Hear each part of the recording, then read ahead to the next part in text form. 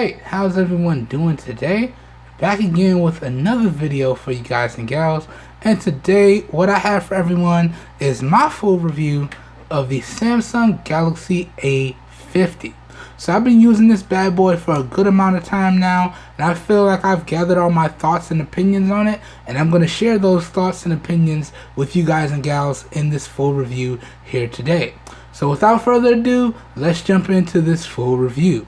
So starting off, the first things I want to talk about with you guys and gals is the overall build quality and design of this bad boy device right here.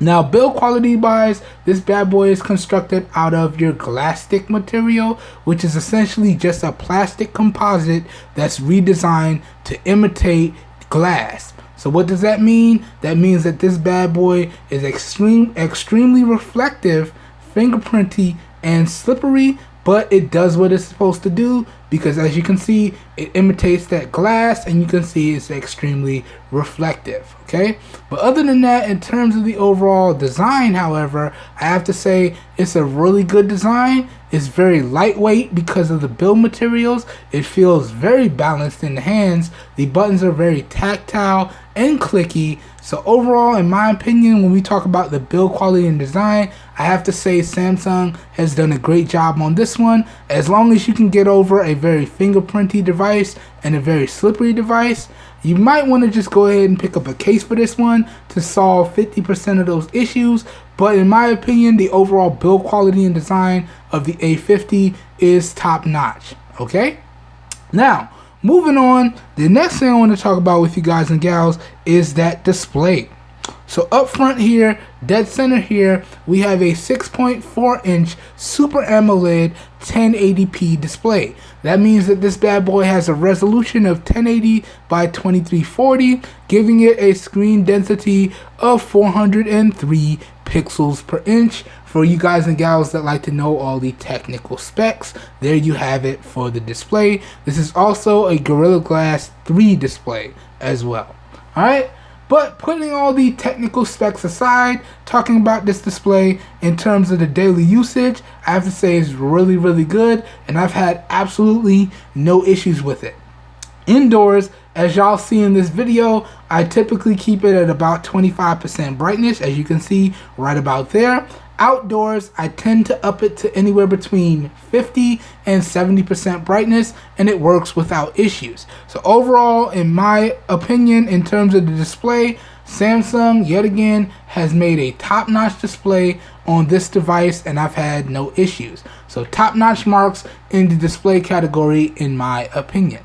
Alright, now moving on, let's dive a little bit deeper into the hardware and the software on this device. Let's start off with the hardware first, and as always, if I make any mistakes, I'll go ahead and correct myself in post up on the screen, and if I still miss anything, please feel free to correct me down below in the comments, because as always, I'm only human and I'm not perfect, so please help your boy out if you spot any mistakes that I don't correct. So let's dive into this hardware and software now. So hardware wise, the Samsung Galaxy A50 comes in a few different configurations. You have a 4 GB of RAM, 64 gigs of onboard storage variant. You have a 6 GB of RAM, 64 gigs of onboard storage variant. You have a 4 GB of RAM, 128 gigs of onboard storage variant. And you have a 6 GB of RAM, 128 gigs of onboard storage variant. The model y'all see in this video here today is the 4 GB of RAM, 64 gig of onboard storage variant. Okay? It also comes with, the A50 also comes with a 3900 milliamp hour battery and micro SD card expansion. So that means you have access to a single nano SIM and a dedicated micro SD card, which you can make adaptable, expandable storage. So that's really nice. Okay? Along with that, we have a triple camera setup on the rear. We have a 25 megapixel primary, an 8 megapixel ultra wide, and a 5 megapixel depth sensor. And then on the front, we have a 25 megapixel selfie camera. Now, if you use the stock camera app, you're maxed out at 1080p 30 FPS video recording, and you also have access to 720p 120 frames per second slow motion and 720p super slow motion via software interpolation. Okay? Along with that, in terms of more hardware, we do have USB Type-C on the bottom, and this does support fast charging at either 15 watts or 18 watts based on your region. And we do have, say it with me, the 3.5 millimeter headphone jack. I love to see that. Thank you, Samsung, for keeping that bad boy up.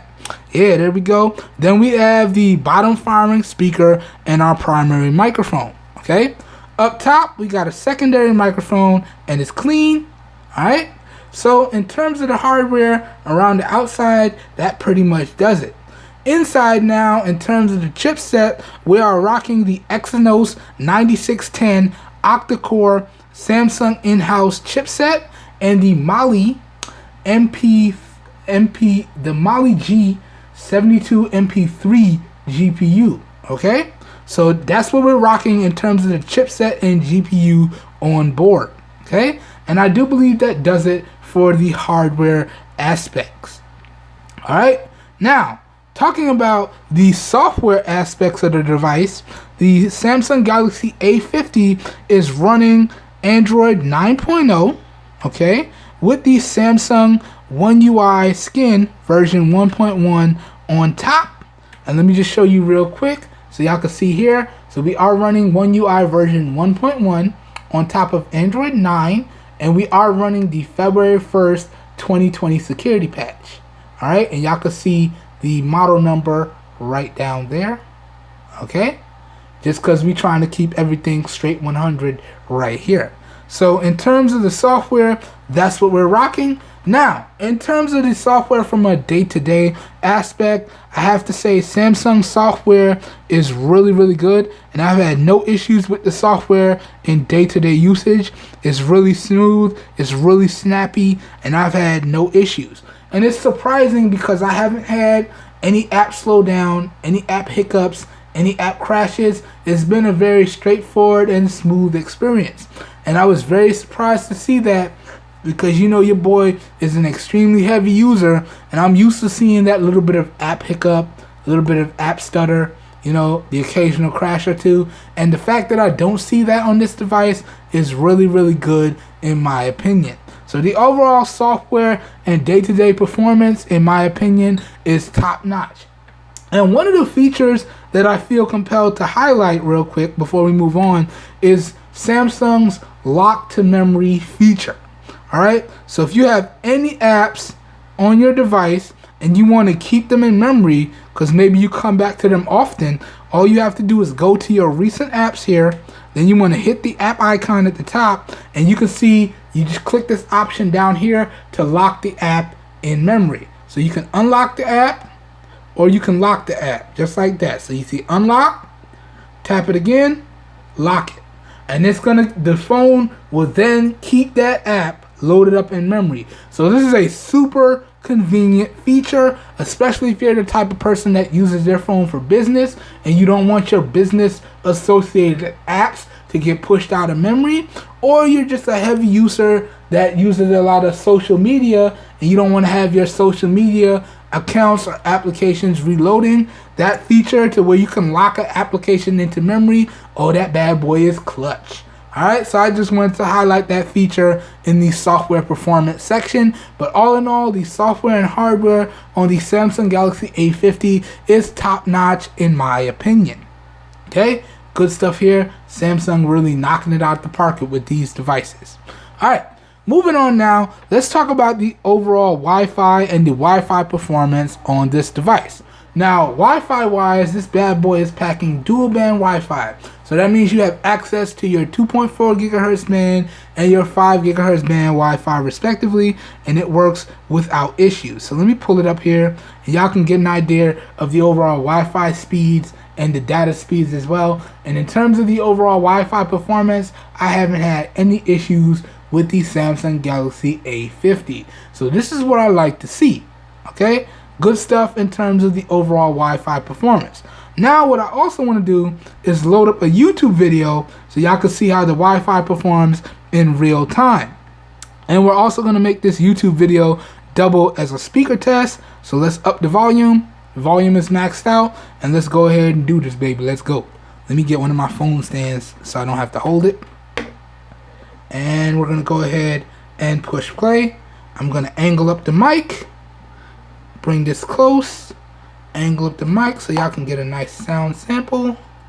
There we go. It's less than a foot away. And we're going to let this play for a little bit so y'all can get a nice sound sample. Then we're going to scrub through the video so y'all can check the Wi-Fi performance. So without further ado, let's go ahead and let's push play.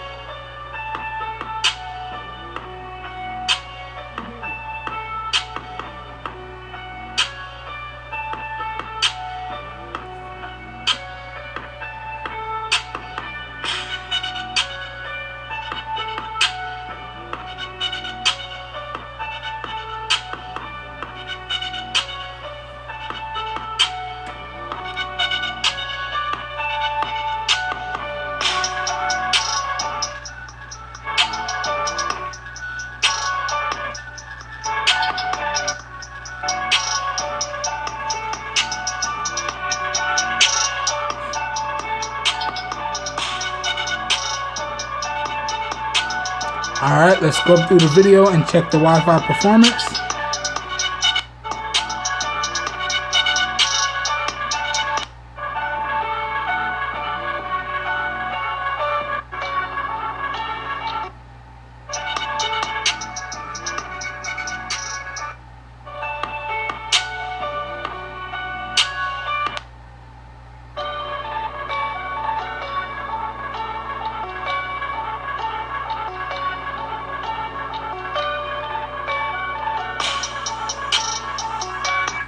Okay, there you guys and gals have it. Real quick Wi-Fi performance test, real quick speaker test as well. So in my opinion, how do I feel about the Wi-Fi performance? It's top notch in my opinion. And again, as I said, I haven't had any issues with the overall Wi-Fi.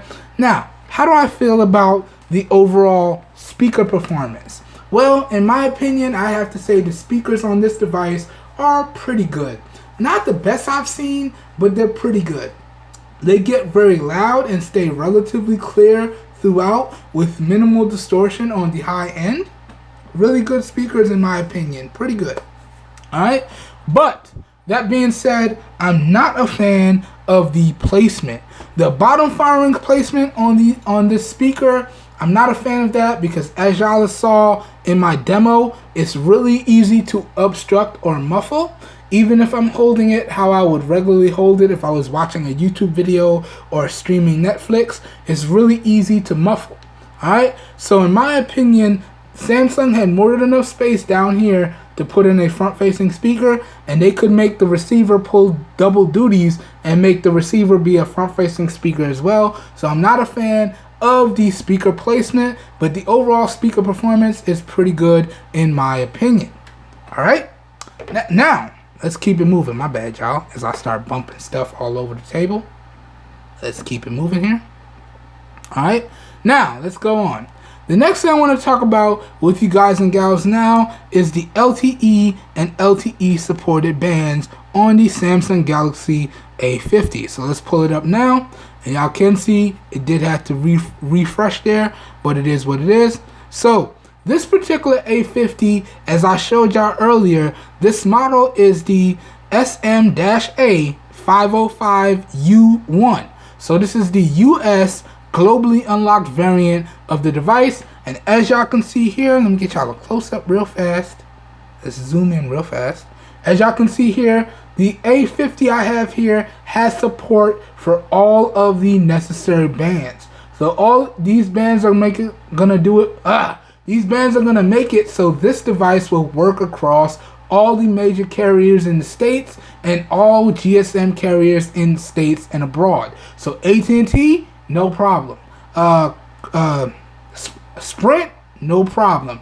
T-Mobile, no problem. Verizon, no problem. Now, in my particular testing, I've tested it on 3 of the 4 major carriers and I didn't have any issues.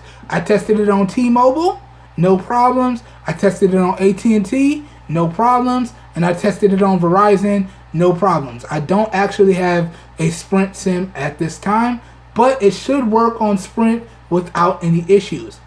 And as long as your carrier has support for these bands, you should be good to go. Alright, let's zoom back out now. Alright, and let's keep it moving.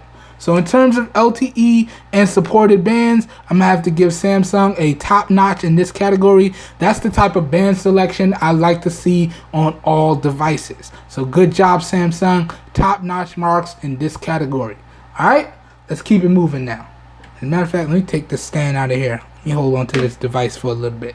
Alright, so the next thing I want to talk about with you guys and gals now is the overall Bluetooth and Bluetooth performance. So let's go ahead and pull that up here. So in terms of the Bluetooth on the A50 here, the A50 has Bluetooth 5.0 on board. And I got to tell y'all, in terms of the overall Bluetooth performance, the A50 has performed top notch. I haven't had any issues with the overall Bluetooth. I haven't had any issues with the overall Bluetooth performance whatsoever. And y'all can see a nice little list of devices that I connected up, and all of these devices worked without issue. So you can see my desktop, my Bluetooth speakers, a few pairs of my favorite Bluetooth earphones, my Galaxy Gear Watch, okay, my Galaxy Buds, and my Bluetooth T5 headphones. All work with the A50, no problem. So the overall Bluetooth performance on this device is top notch in my opinion. Alright, now moving on, let's talk about the GPS and the GPS performance, because that's another category that I hold in high esteem. For me to make a device my daily driver or my daily device, it needs to have a really good GPS, because I'm very GPS dependent.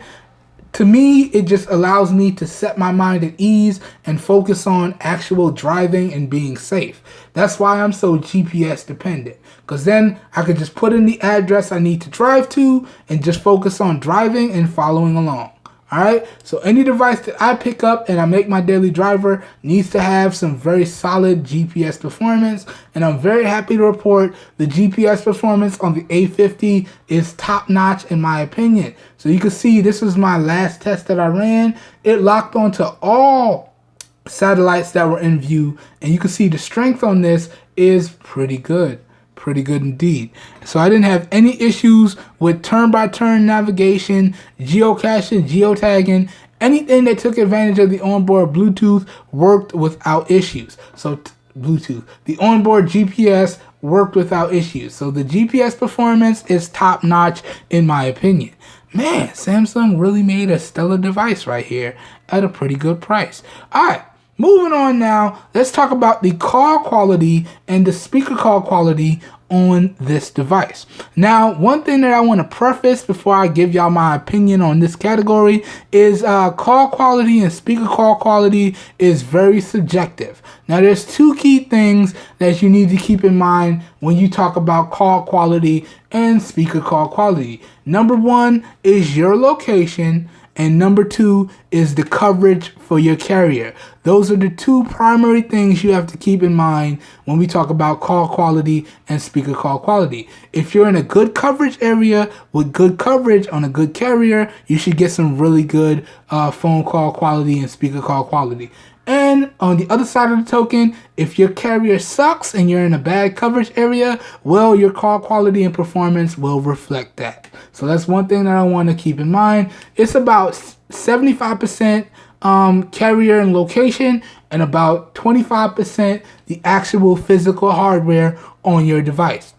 And as I said, in terms of the call quality and the speaker call quality, I actually tested this on 3 of the 4 major carriers, and I had no problems. So I didn't have any problems with T-Mobile, I didn't have any problems with AT&T, and I didn't have any problems with Verizon, and calls were very crisp and clear through the speakers or the onboard receiver. Didn't have any issues with callers not being able to hear me on the other end or anything like that. So the call quality and speaker call quality performance category is getting another top-notch mark in my opinion.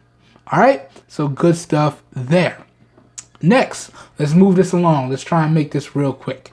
The next thing I want to talk about with you guys and gals now is my overall experience and opinions with the cameras. Okay, now in particular, when I test the cameras on a device, I'm testing it from 3 different categories. Okay, I'm doing point and shoot photo performance, point and shoot video capture capability, and audio capture capability. Sorry, this hand is weak, y'all. Don't judge me. So those are the 3 categories that I'm judging when I test these devices. Let me do it with my good hand. Let me use my strong hand.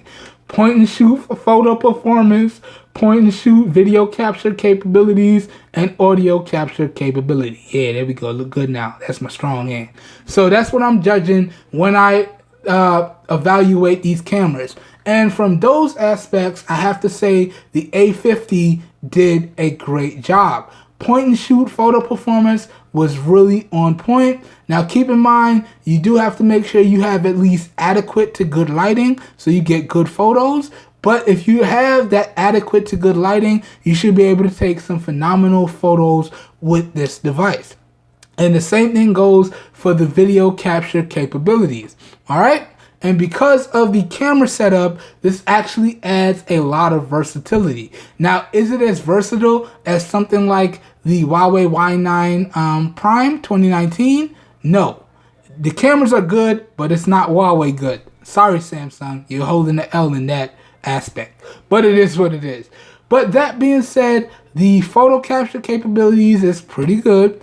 The video capture capabilities is pretty good, but where this device excels, okay, is the audio capture capabilities.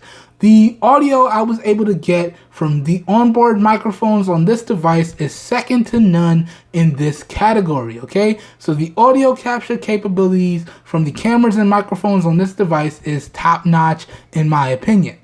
Now, I've done a separate dedicated camera video, so feel free to check that out. Take a look at the photo samples, take a look at the video samples, and then come back to this review and let me know your thoughts and opinions down below in the comments. Let's get into a nice, respectful conversation down there about the cameras on the Samsung Galaxy A50. So check out the links. I'll throw up the cards, and I'll link it down below in the video description. Let's keep it moving. All right. The next thing I want to talk about now is the overall gaming performance on the A50. Now, yet again, I've done a separate dedicated gaming performance video. We'll link it up above and we'll link it down below in the video description for you to check out. But this device pretty much handled any and all games that I threw at it without issue. And we went from least graphically intensive to really graphically intensive. And the performance that this bad boy kicked out was top notch. Now, it did get a little bit warm with extended gameplay sessions, but the overall performance on the device never deteriorated, never slowed down, at least to my eye. So the overall gaming performance on the A50 is top notch in my opinion. Okay? Now, moving on, let's briefly run through the synthetic benchmark scores on the A50. Now, me, myself, I don't really care for benchmarks as much as I used to. What really matters to me at the end of the day is the overall combination between the hardware and the software on the device, which should equate to an overall smooth and fluid user experience. And I'm very happy to report that's exactly what Samsung was able to do with this device right here.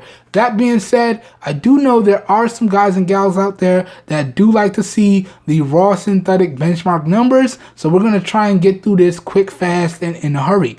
Now, side note, I did get rid of 1 or 2 benchmarks and I slotted in another benchmark in its place. So the Ice Storm Unlimited test from 3D Mark, we took that one out of here. We put the slingshot testing in its place. Okay, so that's the only changes that I made to the benchmark section. Now let's get through these benchmarks quick, fast, and in a hurry. Okay, so sliding over here, we got the slingshot test, OpenGL, and Vulkan. And you can see how the A50 performs. So it scored a 1,311 in the OpenGL and a 1,368 in the Vulkan. Okay, moving on, you can see the Antutu scores here. So it scored a 167,637.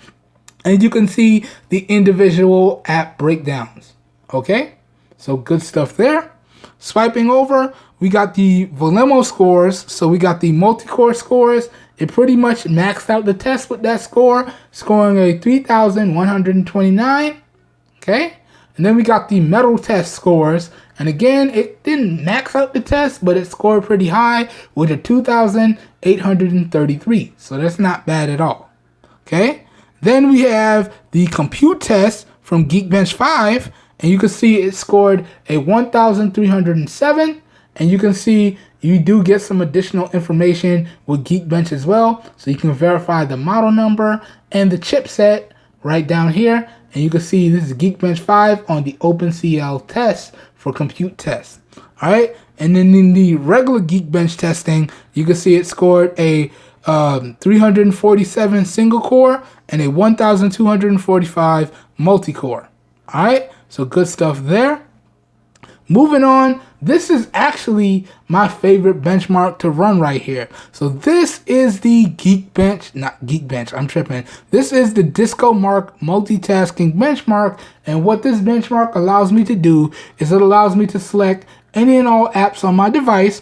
It will cycle through those apps a set number of times and then spit out the individual app load up times for each app, and then spit out an overall app load up time that it took my device to get through all the apps. Now, as I said, I run anywhere from about 17 to 21 apps daily, and that's exactly what I put into this benchmark, and you can see the time that the A50 got. So this is a really good speed in my opinion, and you can see the individual app breakdowns are pretty good in my opinion as well.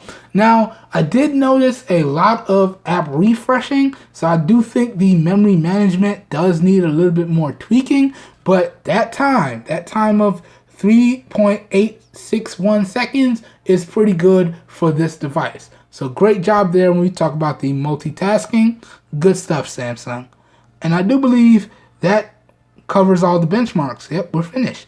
Okay, we actually flew through that really quickly. So good stuff. Now, the next thing I want to talk about with y'all is the overall battery life and the overall charge times, okay? Now, in terms of the overall battery life and charge times, I just want to preface, I'll have the screenshots up in post so y'all can see exactly what I got throughout my testing. And I want to preface that everybody's usage and style of usage is different, so your results may vary. Now, when I'm testing these devices, I'm testing it from an extremely heavy user standpoint because I am an extremely heavy user. Any and everything that I can do for my device, I will do for my device. So that entails a lot of social media, a lot of streaming, a lot of music, a lot of emails, a lot of phone calls, a lot of dictating text messages, a lot of GPS navigation, so on and so forth. It all depends on what I have to do for that particular day, but I am what you would call an extremely heavy user. Okay, so I just want to preface that before we get into the overall battery life and charge times section. Okay, now let's get into talking about the battery life first. Now, a few key aspects that you need to keep in mind that affect battery life, sometimes for the better or sometimes for the worse, is number one, the display and the display technology and resolution. So again, this is a Super AMOLED 1080p display. Super AMOLED are some of the best and most battery efficient displays on the market, so we don't really have to worry in that aspect. And it's a 1080p display, so it's not going to be as power hungry as, let's say, a Quad HD display or a 4K display. So 1080p or 720p, in my opinion, as long as it's a good display and it works properly, I'm not going to have any issues. So that's one thing you have to keep in mind. Number two is what you're doing with the device. Number three is the battery capacity and the charge times. So yet again, charge times and charge wattage, my mistake. So yet again, we have a 3900 milliamp hour battery. Now, Samsung says 4000 on paper, but through my testing and verification, I can indeed verify there's a 3900 milliamp hour battery on board on this one. You ain't got to lie, Samsung. You ain't got to lie. But You want to keep that in mind. And then again, this supports 15-watt charging and 18-watt charging depending on your region. Okay, those are the things you need to keep in mind when we talk about battery life and overall charge times. So now, let's get into the results. I promise I'm not going to waste any more time. So talking about the overall battery life, in my opinion, the battery life on the A50 is good. It's good to pretty good. Now, with my style of heavy usage, which you're going to see the screenshots for right about now, you can see that I am really a heavy user. And on average, with my style of heavy usage, I can get through a regular day and have about 10% battery life left. Okay, and that's like a regular 14-hour day. Okay, and I have about 10% left, and I'm averaging anywhere from about 7.5 hours of on-screen time to at most 11 hours of on-screen time, depending on what I'm doing for that particular day.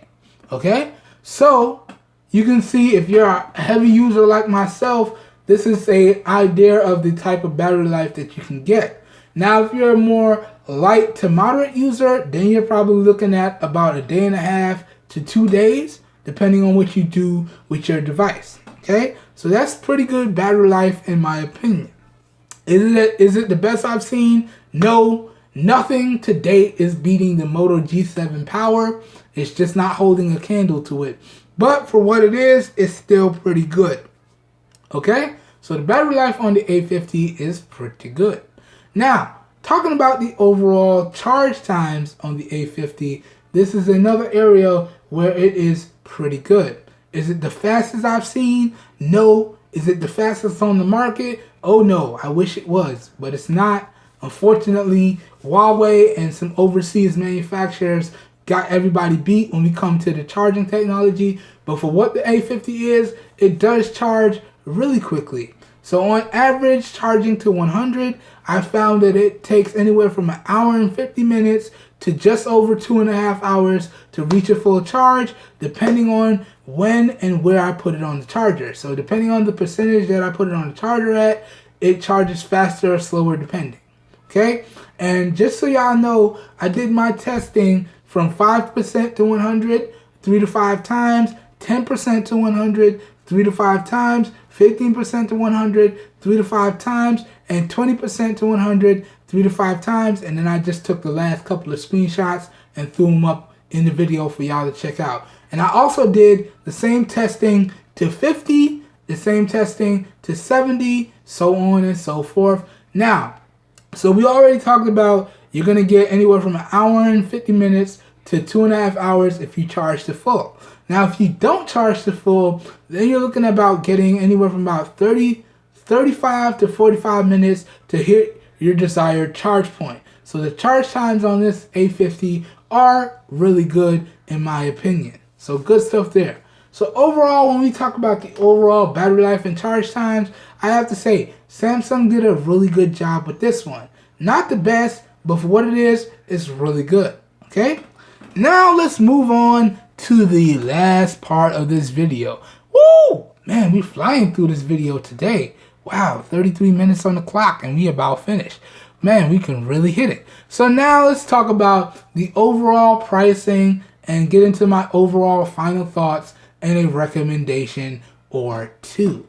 Now, when we talk about the pricing and I give y'all my thoughts, I'm going to do it from 2 different aspects. I'm going to talk about it from one point of if you're picking it up on a payment program, which is what I did with this device, versus if you're picking it up and paying a flat out price. Okay? Because I'm all about trying to save you guys the most amount of money. Keep in mind, the channel motto is I'm trying to get y'all the best performing devices and products at the cheapest possible prices. That's the channel motto. That's what we're trying to do here. We're trying to turn everybody's frown upside down. You know how we do. So, talking about the pricing and my final thoughts from those 2 aspects. Now, I picked up this device on the Amazon Prime payment program, and how the payment program works with Amazon is if you're eligible, then all you have to do is make 5 easy payments and then the device is yours. And the first payment you do at checkout. And that first payment includes the additional taxes. So at checkout, if we're just talking about the device with no accessories, no screen protector, no micro SD card or anything like that, the device itself, including the taxes, ran me $81. Okay, that's it, taxes included. Now, if you throw in the case and you throw in the screen protector, that brings the full total up to, out the door at checkout, this bad boy ran me $91.58.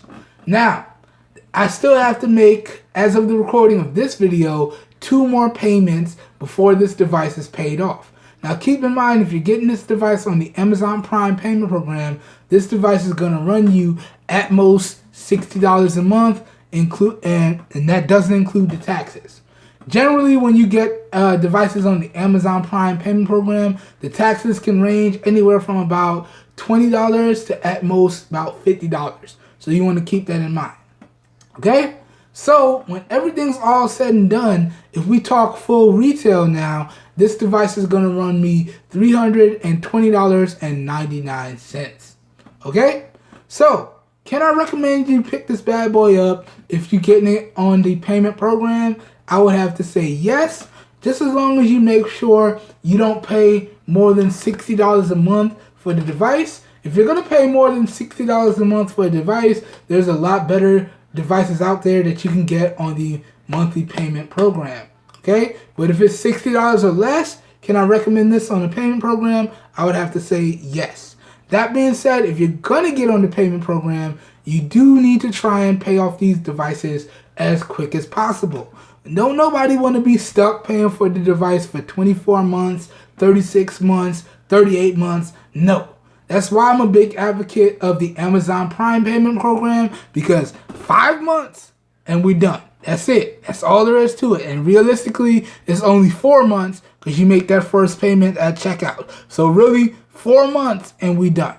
And that's the type of payment program I think a lot of other carriers and things need to implement. Sure, it will make the monthly prices a little bit higher, but then you can actually say you own your device and you're not living the payment program lifestyle and jumping from device to device and not actually paying off anything. You basically renting your device and you're never actually owning it. You shouldn't be doing that with these type of electronics, especially considering that these guys depreciate pretty harshly over time. So if you're going to get it on a payment program, go for the shortest payment program possible and the least amount paid per month possible. And try to pay off that bad boy as quick as possible. Now, if you're going to pay for it outright, okay, that it lands somewhere in between the $300 to $350 price point. Now, if you're paying for it full retail outright, can I recommend y'all pick up the Samsung Galaxy A50? Well, I'm going to have to say no. At that $300 to $350 price point, you got a lot of better devices in that price point. Even if you want to stay in the Samsung ecosystem, Samsung has a lot better devices at that price point that come in cheaper or on the same mark. Prime example, if you want something similar to this and you want it at a cheaper price point, I can also recommend the Samsung Galaxy A51. That one runs in price anywhere from about $280 to $300. Okay, and you're getting an updated design, upgraded cameras, and upgraded software for a lot cheaper price than this.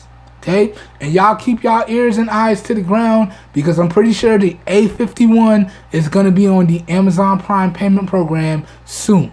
Okay, so if y'all want to wait for the A51 to be on the payment program and scoop it up, I can also recommend that as well. But full retail, the A51 is the better option in my opinion. Also, to go along with that, if you want something a little bit better than the A51, but still inside of that same $300 to $350 price point, then you're also looking at devices like the Samsung Galaxy Note 8, which has a better display, better cameras, and better hardware, including the almighty S Pen.